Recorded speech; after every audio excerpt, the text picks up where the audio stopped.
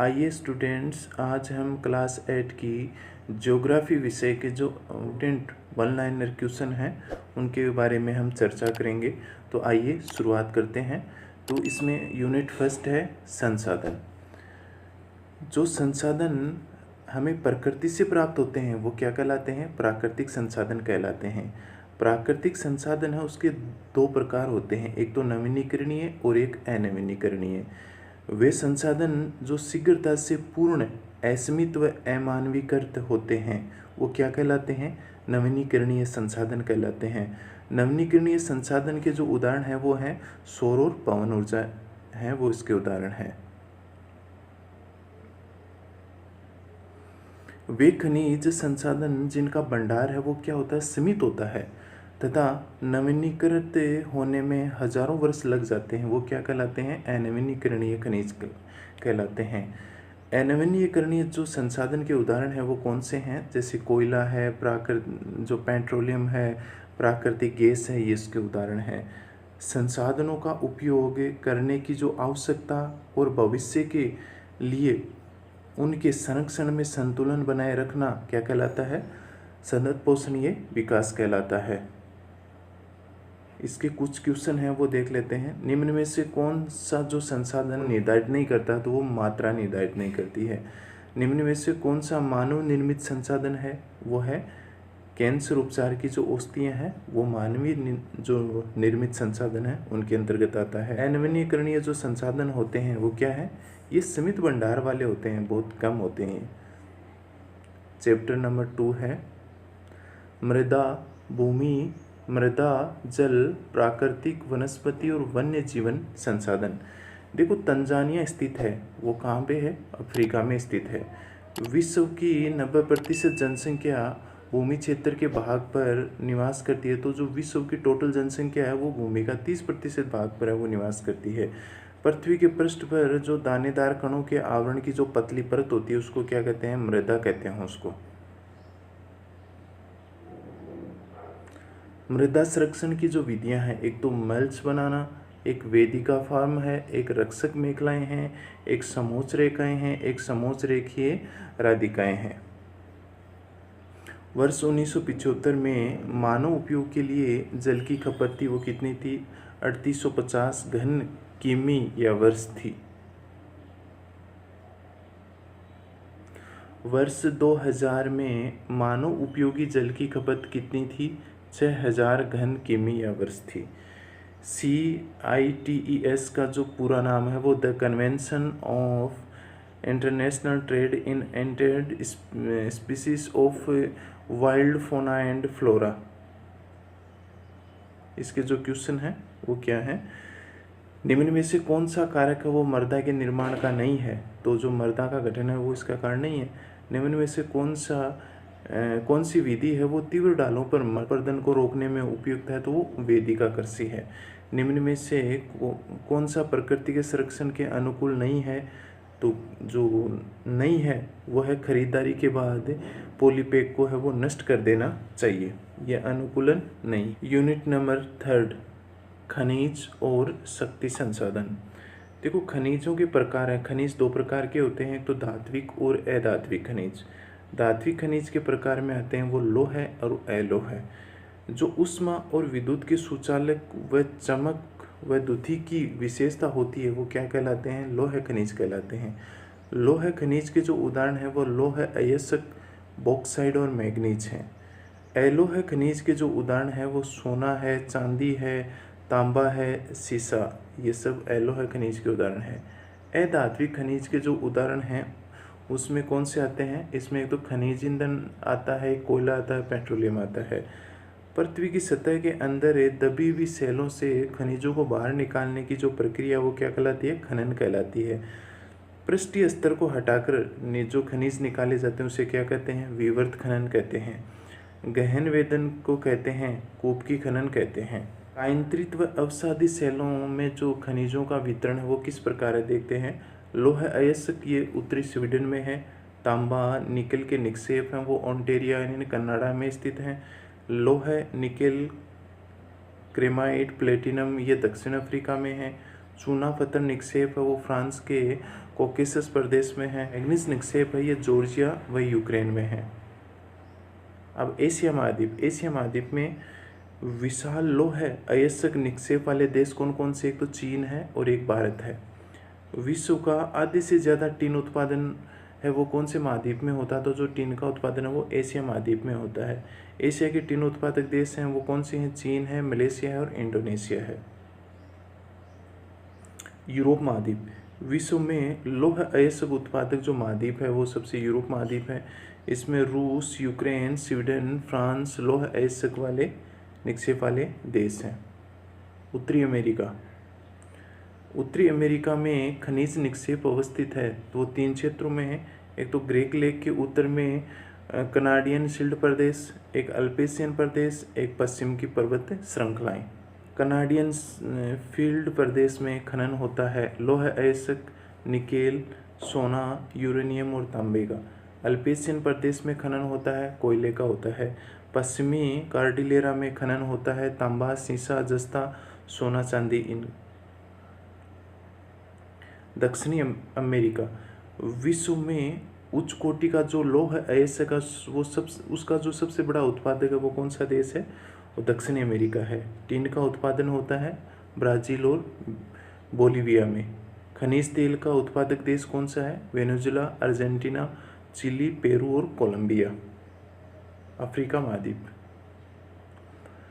विश्व में हीरा, सोना, प्लेटिनम का सबसे बड़ा उत्पादक जो महाद्वीप है वो कौन सा है? अफ्रीका महाद्वीप है। अफ्रीका के तेल उत्पादक देश हैं वो नाइजीरिया है, लीबिया है और अंगोला है। ऑस्ट्रेलिया, विश्व में बॉक्साइट का जो सबसे बड़ा उत्पादक है वो कौन है? ऑस्ट्रेलिया है।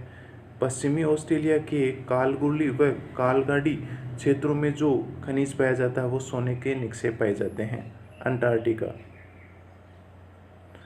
ट्रांस अंटार्कटिका पर्वत में पाए जाते हैं वो है कोयला पाया जाता है। पूर्वी अंटार्कटिका के प्रिंस चार्ल्स पर्वत के निकट जो खनिज पाए जाते हैं वो लौह निक्षेप खनिज है वो पाए जाते हैं। परंपरागत ऊर्जा के जो मुख्य स्रोत हैं उनमें ईंधन है, जीवाश्म ईंधन है। जीवाश्म ईंधन इसमें क्या आता है? कोयला आता है, पेट्रोलियम है, प्राकृतिक गैस है। अंतर्निहित धूप के रूप में जाना जाता है वो कोयला जाना जाता है। कोयले से प्राप्त विद्युत को क्या कहते हैं? तापीय ऊर्जा कहते हैं। विश्व में जो अग्रणी कोयला उत्पादक देश है वो कौन से? एक तो चीन है, एक यूएसए है, एक जर्मनी है, रूस है, दक्षिण अफ्रीका है, फ्रांस है और भारत है। भारत में कोयला उत्पादक क्षेत्र कौन कौन से? तो रानीगंज पश्चिम बंगाल में है, एक झरिया है, एक धनबाद है, एक बोकारो है, ये झारखंड में स्थित है।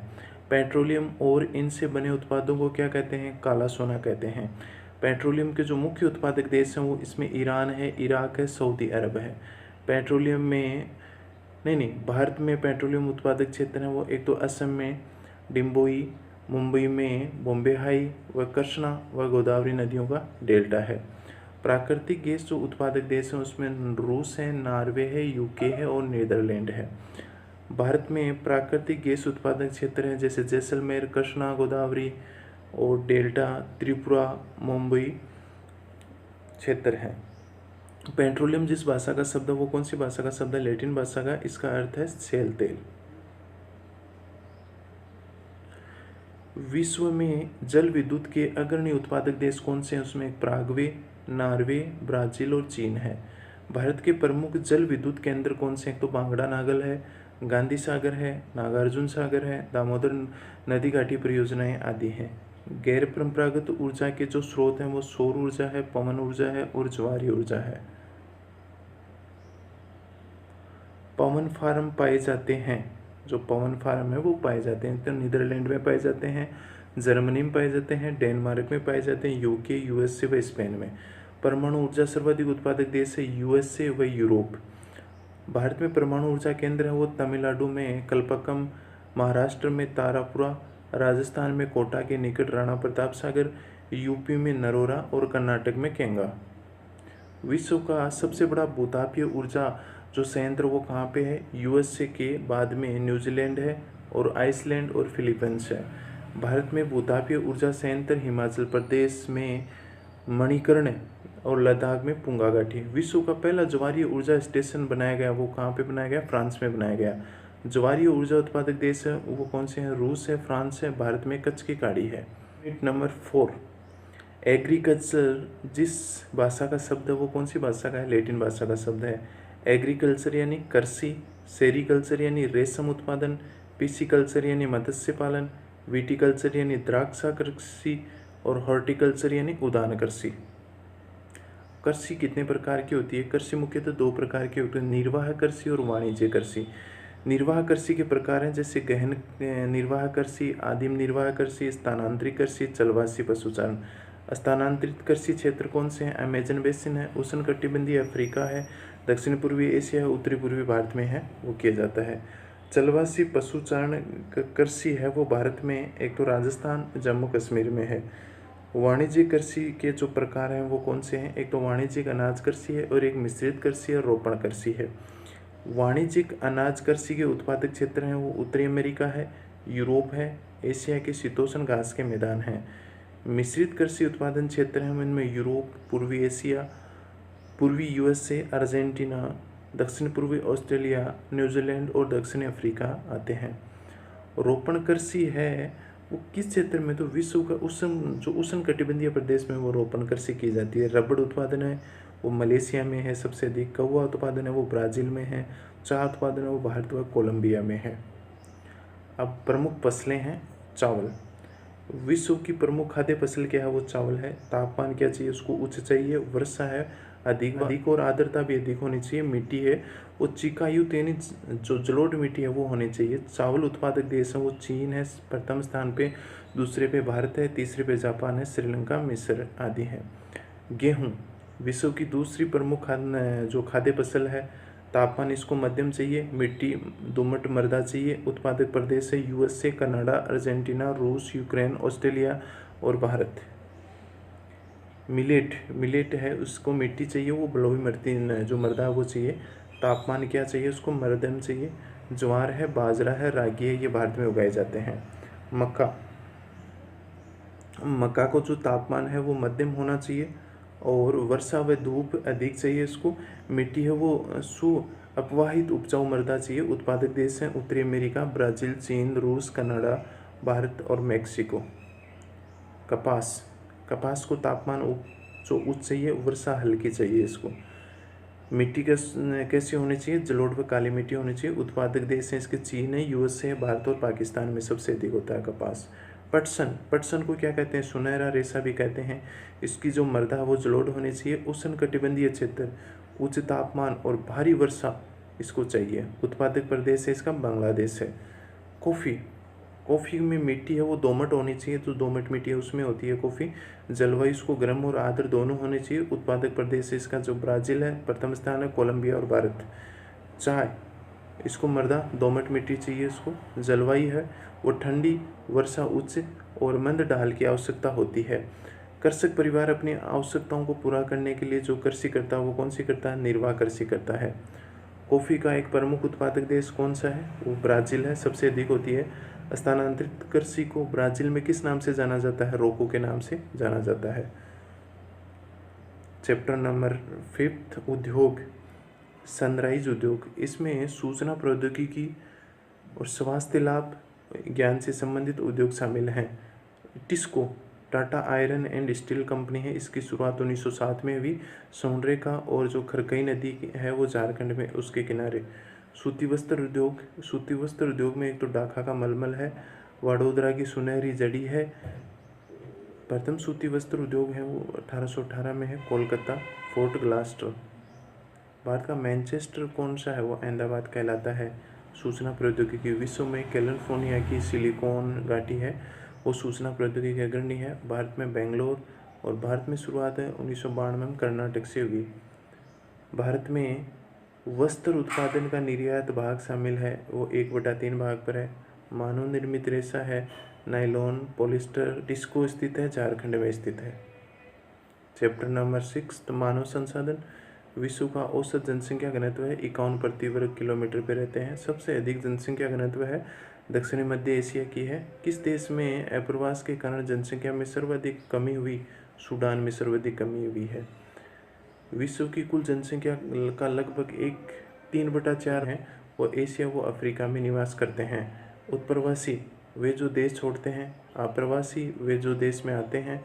जनसंख्या को प्रभावित करने वाले कारक हैं वो जलवायु है, मृदा और जल है। मानव संसाधन मंत्रालय की स्थापना कब हुई? 1985 में। आज के लिए बस इतना ही। अगर आपको वीडियो पसंद आया है तो प्लीज़ चैनल को सब्सक्राइब और लाइक ज़रूर करें। धन्यवाद।